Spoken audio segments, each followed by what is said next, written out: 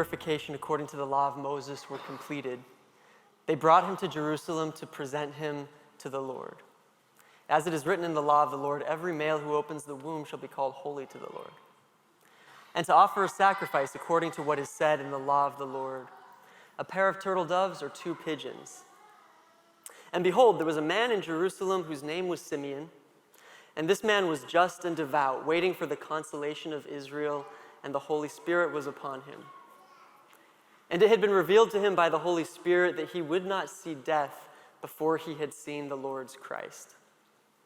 So he came by the Spirit into the temple, and when the parents brought in the child Jesus to do for him according to the custom of the law, he took him up in his arms and blessed God and said, Lord, now you are letting your servant depart in peace according to your word.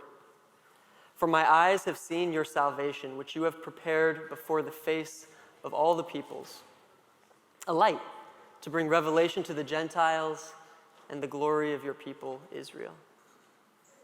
And Joseph and his mother marveled at those things which were spoken of him. Then Simeon blessed them and said to his mother, Behold, this child is destined for the fall and rising of many in Israel, and for a sign which will be spoken against. Yes, a sword will pierce through your own soul also, that the thoughts of many hearts may be revealed. Now there was one, Anna, a prophetess, the daughter of Phanuel of the tribe of Asher. She was of a great age and had lived with a husband 7 years from her virginity. And this woman was a widow of about 84 years, who did not depart from the temple, but served God with fastings and prayers night and day. And coming in that instant, she gave thanks to the Lord and spoke of him to all those who looked for redemption in Jerusalem. So when they had performed all these things according to the law of the Lord, they returned to Galilee, to their own city, Nazareth. And the child grew and became strong in spirit, filled with wisdom, and the grace of God was upon him. The word of the Lord. It's the last Sabbath of 2023. Tomorrow is New Year's Eve, and then we're into a brave new world. We're right in that season now of kind of just vegging out, taking it easy. All you maybe want to do is curl up with a good book or with a favorite movie on your couch with a warm blanket, eating good food and spending time with family. It can be a time that's really hard to get anything productive done, and it's sort of a time where collectively we give ourselves permission to just be unproductive, right? Be a couch potato. But it's also a time of reconnection. Reconnection with God, reconnection with yourself, and reconnection with loved ones. It's a time when we're coming together to remember stories that have not only meant something to those of us that are actively involved in a local church community, but just into the whole cultural Western place where we find ourselves. Maybe you're here right now. Maybe you aren't actively engaged in church, but you find something in the aesthetic of this season that brought you out, or maybe a sense of duty or a connection to family brings you to church today. Or maybe you're taking this time to reflect and spend special time reflecting on your relationship with God and the way God has informed your life so far and will be with you in the future. But so this time is a time of reflection with God, reconnection with God. It's also a time of reconnection with self. It's a time when you may be looking back over the year, making a reel to share on social media with your favorite pictures, highlights, and maybe low points from the year. It could be a time when you're looking back to this time last year, pulling that list of resolutions out from wherever it got lost, and maybe the only thing you have to change is the number at the top from 2023 to 2024, because everything has stayed the same. they're not quite achieved yet. Or maybe you've been really productive this year and you've got a lot of things going on and you're excited to plan things out and prepare for a new year to come. Maybe you don't even participate in resolutions at all and you're content, satisfied with where you're at. Regardless of where you're at, it's a time of reconnecting with yourself. What brought you to this point and what this next year might look like going forward. It's also a time, of course, of reconnecting with other people, with loved ones, with friends and family.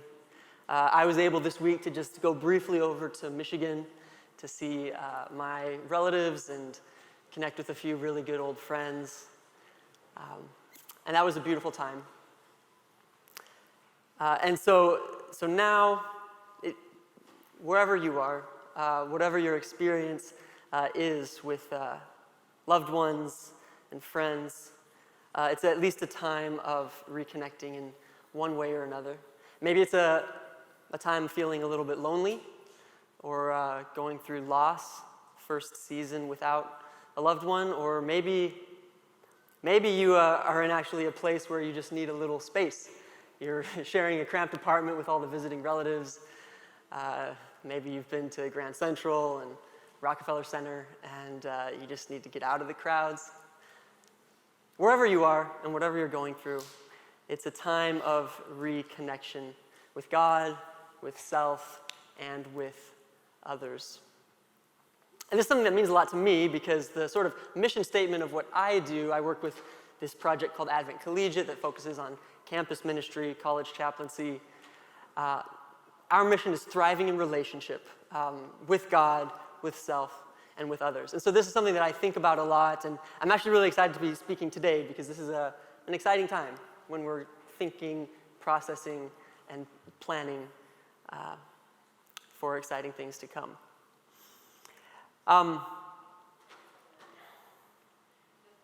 The question I want to ask us today, last week we looked at the birth of Jesus. This week in Luke 2 we're reading the story of one of the first things that Jesus' parents did after he was born. We're looking at how all of this connects into the story of God's plan to reach out to us and connect with us. But the question I want us to ask today is, how does this story of Jesus help me connect in relationships? And maybe more specifically, to break it down into a couple parts, how does the story of Jesus help me connect in my relationship with God? And how does it help me connect in my relationship with myself? Those are the two relationships I'm going to be focusing on most right now. But before we get into that, I want us to ask, what is connection? So this is something I'm actually really excited about, because connection is a word that we use a lot. We throw it around a lot. We throw around things like healthy relationships, thriving in relationship, connection. And yet, it sometimes is easy to get lost in understanding what that actually means. And I feel like in just the last month, I've had sort of a personal revelation or just a clarification of what that means to me. And so I want to share a little bit about what is connection. Starting with what we see in the text here in Luke 2. We see in the text, of course, we're familiar with Joseph and Mary and the baby Jesus, but then we see two new characters. We see Simeon and Anna. Both of them are described as just and righteous and super devout. Simeon hears a message from God and is led by the Spirit to the temple. Anna apparently lives at the temple day and night, just always there worshiping. And they both have very similar reactions when they first meet this baby Jesus.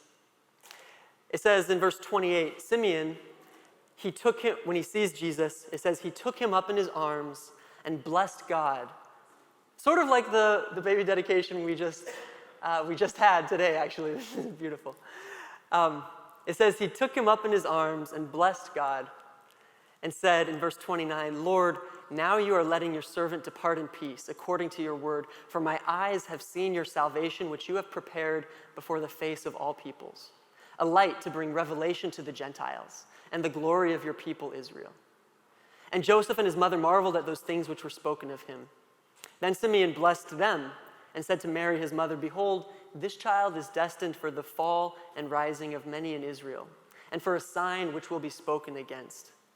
Yes, a sword will pierce through your own soul also, that the thoughts of many hearts may be revealed."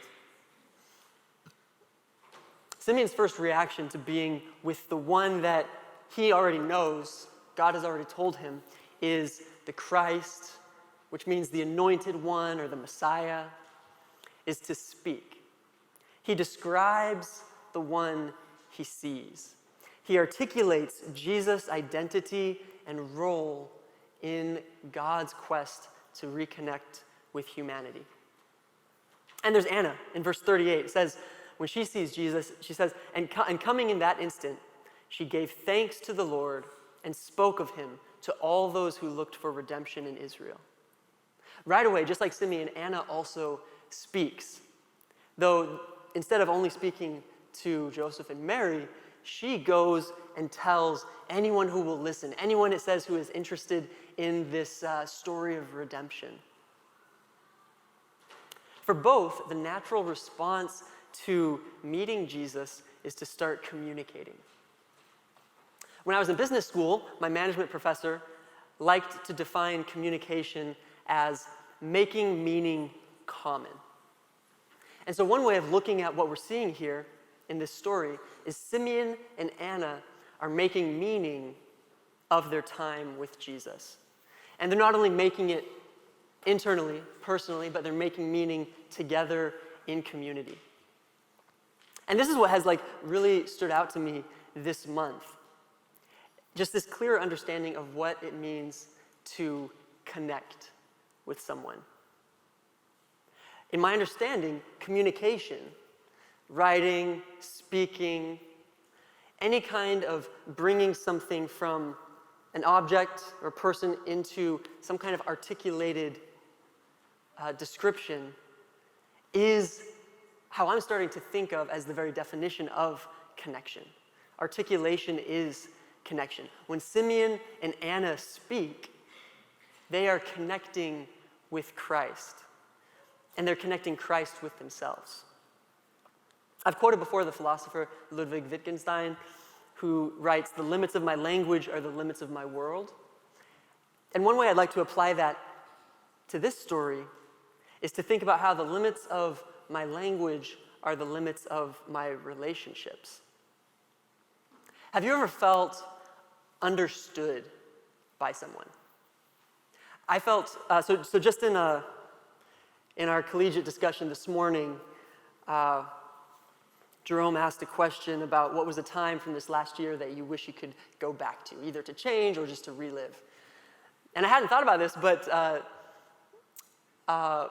when it came my turn to share, I said December 26th, because that was the day this last, just 4 days ago, when I was meeting with my family and my really good old college friends who have this ability to understand what I'm saying even as I'm saying it. I don't know if you've experienced this, but a friend who can almost say even better than you can say what you're trying to get out. As you're talking, maybe you're pausing, trying to come up with words, and they already know. They start saying it, and when they say it, it feels like you know yourself even better than you did before. And so something like that can be incredibly meaningful. And to me, I'm starting to realize that that is the essence of connection. It is this ability to articulate someone else or something else. We see this all the time in school. You have to write essays, you take exams, and the better you're able to articulate something, the better the professor knows that you understand the subject, that you know the subject, the better your grade will be. We see this in wedding showers, when the couple has to play a game about how well they know each other. They get asked questions of, oh, what is this person's favorite thing? Or what is something that they've done in the past? And it's all a fun game, but you're really getting a sense for how well this couple is connected and how well they know each other. And you even see it in arguments and in discussions. You can choose, we have two different names for different ways of presenting the other side, right? You can create a straw man argument or a steel man argument. And you know that the straw argument is easier to destroy, it's easier to win if that's the side that you present, but that's also the least convincing argument to the person that you're talking with, because they know that's not an accurate representation of what they're trying to get at. But when you get to a strong description of the person you're talking to, the steel argument, then that's when you're actually connecting and talking and working out something that you both can understand and agree to. Articulation is connection. I know for myself, personally, I often think something makes sense in my head until I try to explain it, until I try to put it in words. And that's because, for me at least, it's easy to be sloppy when it's just floating around in my head. But when I try to start writing something out or explaining it to someone in front of me, that's when, for me, my thinking starts to be productive and I actually start to make these connections. I've noticed in my life, it's the times when I'm journaling that I feel most connected with who I am. And I feel like I have direction and a sense of purpose. So we can define connection as the ability to articulate the object of connection, the person or the topic, to be able to describe it, to know the ins and outs. And the more accurate and more in-depth the articulation, the truer the connection. So the question is, that's connection. Articulation is connection. But the question for today is, how does the story of Jesus connect me in relationship with God and with myself? One of my all-time favorite quotes, which I don't think I've shared yet here over the last few years, mostly because I feel like it's almost a spoiler and I don't want to spoil things for you. But it's from C.S. Lewis's last novel, Till We Have Faces. It's a retelling of the myth of Cupid. And he takes on the persona of an ancient queen named Oriole, writing her autobiography. In the autobiography, the queen basically writes it essentially amounts to a complaint against the gods. She's been through a lot. She has a lot of reasons to hate the gods, to be angry at the gods. And so she writes this out in her book. But in the process of writing, something changes. And finally, at the end, the queen's story takes a twist. See, she's actually given an opportunity to read her complaint before the gods, the story that she's been telling herself over and over. And Lewis writes this. This is from the queen's perspective. The complaint was the answer. To have heard myself making it was to be answered. Lightly men talk of saying what they mean. Often when he was teaching me to write in Greek, the fox would say, "Child, to say the very thing you really mean, the whole of it, nothing more or less or other than what you really mean. That's the whole art and joy of words." A glib saying, when the time comes to you at which you will be forced at last to utter the speech which has lain at the center of your soul for years, which you have all that time, idiot-like, been saying over and over, you'll not talk about joy of words. I saw well why the gods do not speak to us openly, nor let us answer. Till that word can be dug out of us, why should they hear the babble that we think we mean? How can they meet us face to face till we have faces? Now, there's so much I wish I could dive into and highlight about that quote, but I want to focus on the last couple lines, the last two questions. Till that word can be dug out of us, Why should they hear the babble that we think we mean? How can they meet us face to face till we have faces? Lewis makes a revelation here that blows me away every time I read it. That task of digging that word out of us is the task of a lifetime. Identifying the story that we live our life by, the maxims that we repeat to ourselves over and over in the course of life, the self that really lies at the core of who we are, and that the constant kind of babbling of day-to-day life doesn't always get to. It's not an easy thing to do, to get down that deep. And unintentionally, we can go our entire lives without actually getting there, missing the point of all of these high-level things that we're doing and saying, missing out on the deeper meaning that lies at the core of who we are. And Lewis raises the question, how can we have a meaningful conversation or a meaningful relationship, a meaningful connection with God, when we aren't even able to articulate who we actually are? When the things that we say, that we think we mean, when it all comes down to it, actually are not at all what we are even about. Lewis connects this to the metaphor of faces. How can they meet us face to face till we have faces? Digging this word out of us is nothing less than discovering our face, our identity, our personhood.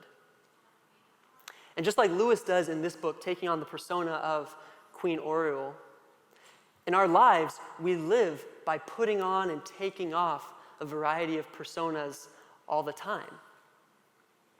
I've heard people say, I don't know where this comes from, but to say, I am not who I think I am who I think you think I am. We're continually trying to second guess what other people think we are. And that becomes a piece of our identity as far as we can tell. René Girard, a philosopher, writer, academic, significant figure of the 20th century, pioneered this concept of mimetic theory, of mimesis. And he writes, "Man is the creature who does not know what to desire, and he turns to others in order to make up his mind. We desire what others desire because we imitate their desires."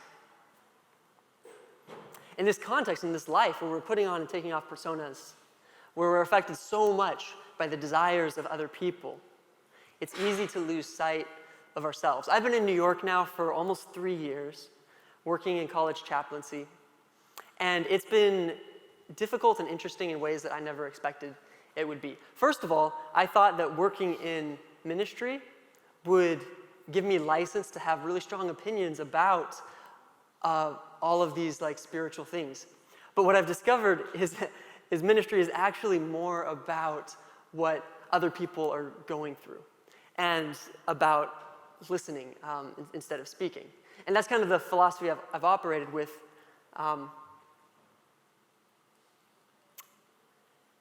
Kind of a process of subduing my own feelings in order to be present with other people.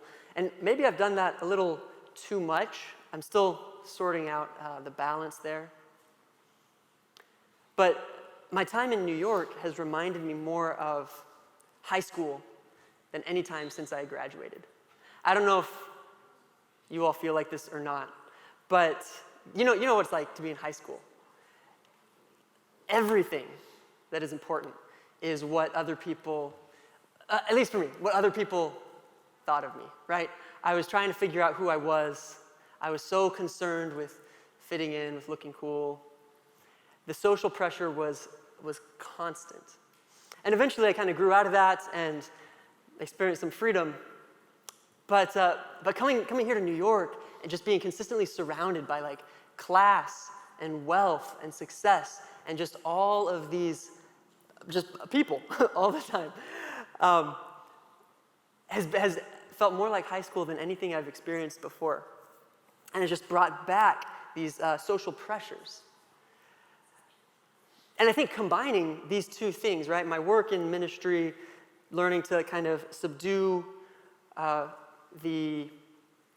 some of my personal feelings in order to be present for others, and then also this place of kind of intense social pressure that is New York, has sometimes left me feeling a little disconnected with who I am. I started to notice this recently.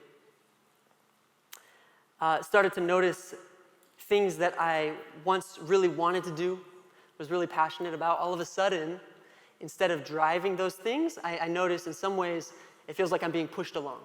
Like other people are kind of directing and guiding where I'm going to go, what I'm going to do, because I don't have a connection with myself and a clear vision about where I'm trying to take that thing. And so I felt a little disconnected from myself. And this process of just the last month, really, of kind of thinking through this has really helped me remember how I found connection in the first place. The times in my life when I've been consistent about journaling, about writing out, articulating myself, have been the times when I've been the most clear on my purpose and my passion and why I'm here in the first place. I remember another statement that is a little more justice-oriented, but I think applies nevertheless to the same thing. And it's not actually an exact quote. It's kind of a paraphrase, but you've probably heard it before. It's attributed to Martin Luther King Jr. It says, "Our lives begin to end the day we become silent about things that matter." That quote is not found anywhere in his sermons or writings, but there are some sentences that are very similar along those lines. One in a sermon that was given right after some of the protests in Selma. Our lives begin to end the day we become silent about things that matter. When we stop using our voice, when we stop articulating something, and whether that's spoken or in some kind of action, when we stop communicating through our actions, that's the moment, the day, when we start to lose connection with who we are. So giving voice to things that matter to you is important. There's another pastor, author, right now, John Mark Comer, writes this book called Garden City. And he makes the point that vocation comes from the word for voice. So our job, our career, our calling, our vocation are also a form of communication, a form of, ultimately, connection. The times I've been most motivated and connected to my purpose are the times that I've been most articulate with who I am and what is important to me, both in writing, journaling, and in acting. And so my main New Year's resolution is to do more of that. But here's where we get back to the gospel. Articulating yourself can be the work of years, decades, a lifetime. So in the meantime, where is the hope? Does everything just hang on our ability to articulate who we are? Are we really in a situation where we cannot see God face to face until we have faces? Unless something changes, connection is a long ways off. But here's where the story of Jesus comes in. If we go back to Luke 2, verse 30, it says, "For my eyes have seen your salvation, which you have prepared before the face of all peoples." Even before we knew ourselves, when we were still figuring out our face, our identity, God took the first step in connecting with us through the incarnation, through becoming a human with a face just like ours that we could see and recognize.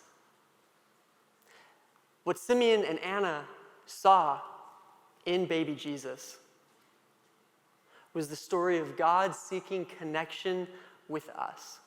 Christ is God articulated in a way that we can understand, even when we can't quite articulate ourselves. And it's through this Christ that we can learn to know our own selves as well. We can learn to know God, and we can learn more about ourselves. See, this Queen, Oriole, that C.S. Lewis was writing about, she was hurt. She had really good reasons to hate, to resent the gods that she thought she knew. And this led not only to hating them, but it led to hating and hurting herself and the people around her unintentionally. See, when we're hurt, we fasten on to a story, whether it's true or not, something to make sense of where we are and why this is happening. We want to have some kind of meaning to what we're going through.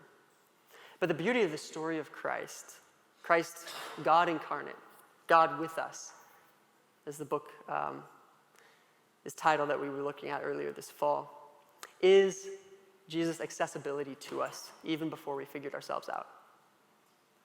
The story of Jesus connects me in relationship to God as a presentation of God in a language that I can understand even when I don't know who I am. But the story of Jesus also connects me in relationship to myself by offering a peaceful presence in the midst of my own hurt and confusion. It's a presence that can heal me as I make attempts to articulate myself. See, this Queen Oriole, all her life, had been articulating these stories, these maxims about what was really happening. And yet at the end of her life, when she read through it all, she realized that the people she thought she loved, she had been hurting. And the things that she thought were important to her were actually just these outworkings of her own selfish desires. When we're hurt, we try to grasp on to stories, whether they're true or not. But with the story of Christ, the articulation of God, available to us now as we are learning to express ourselves, articulate our own identities, provides a healing presence that can give us the courage and the freedom to articulate without falling back into whatever defensive barriers we have the tendency to cling to. The 20th century Swiss theologian Karl Barth once said that I've read many books, but the Bible reads me. Have you tried to articulate yourself in the presence of God? Have you tried journaling in prayer? Or even reading prayerfully through the Bible? What comes up when you do this? What does it show you about yourself? What does it show you about God? If we go back to verse 34 in Luke 2, Simeon again is talking after seeing the child Jesus, and he says, "Behold, this child is destined for the fall and rising of many in Israel, and for a sign which will be spoken against. Yes, a sword will pierce through your own soul also, that the thoughts of many hearts may be revealed." This prophecy foretells some of the incredibly tragic things that are about to happen to Jesus while he's on earth.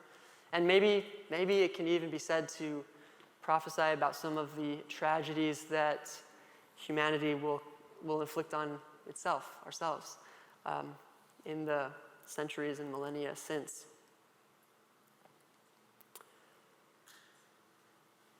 But by allowing us to see God face to face, God reveals here who we really are. Even in the midst of these tragedies that we bring on ourselves. We see in the story of Jesus, eventually, from a baby growing up, living a life, eventually leading to a terrible death. We see his innocence, his utter innocence, and the terrible things that we as humans can do to utterly innocent people. And so seeing God face to face, as we're articulating our own face, our own identity, it can show us some of the sad, some of the scary, some of the bad things of who we really can be, the crucifiers of God. And nevertheless, the story of Jesus doesn't end there, but ends by assuring us that even in that, we are still loved. God enables us to know God through the revelation of Jesus Christ. But perhaps as importantly, God enables us to know ourselves through the revelation of Jesus Christ. So as you move forward this year, as you reconnect with God, as you reconnect with yourself, and as you reconnect with other people, may the story of Jesus come to you easily, no matter where you're at in your own journey of discovery, because Jesus is accessible. And in that presence, as you continue to articulate, to communicate who you really are, may Jesus' presence be a healing and insightful presence, so that you will be able to understand and know yourself more fully than you do now.